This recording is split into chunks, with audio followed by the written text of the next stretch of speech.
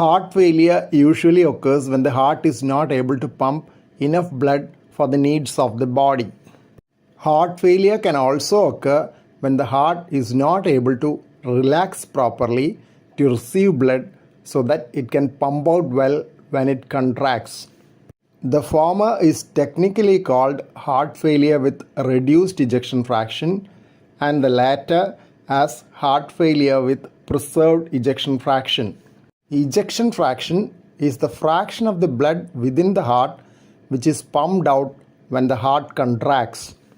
Risk factors for heart disease can also contribute to heart failure, as heart failure is the common final pathway for any severe heart disease.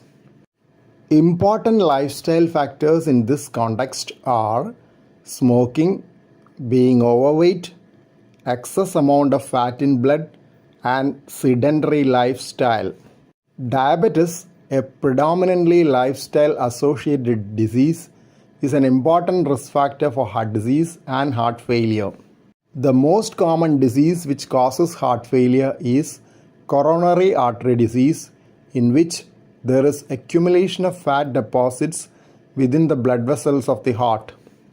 This may initially cause chest pain on exertion, known as angina, and sometimes a heart attack. Heart attack damages the heart muscle and leads to heart failure.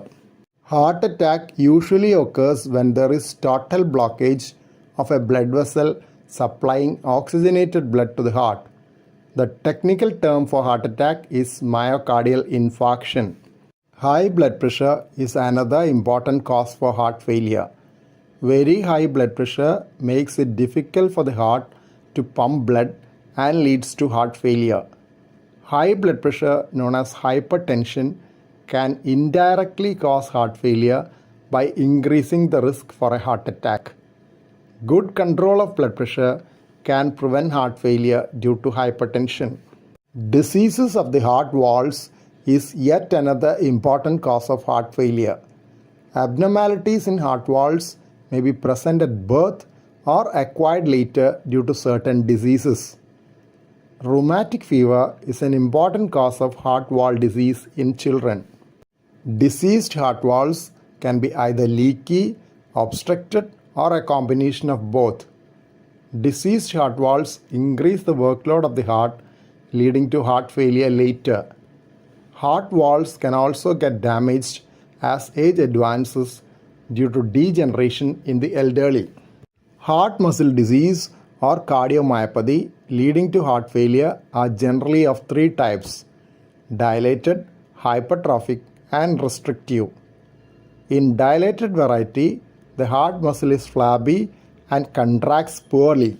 Hypertrophic variety is characterized by undue thickening of the heart muscles, making it difficult for the heart to relax and receive enough blood to pump out. Restrictive variety also has difficulty in relaxation. Another important disease of heart muscle is inflammation, known as myocarditis. Myocarditis can occur due to infections caused by viruses, bacteria, and other microorganisms. Some vaccines are also associated with myocarditis as an allergic reaction to the heart muscle. Excessive use of alcohol can weaken the heart muscle. Birth defects like holes in the wall between chambers of the heart increase the workload of the heart and lead to heart failure later on. An abnormal communication between the largest blood vessels, aorta, and pulmonary artery can also increase the workload and cause heart failure.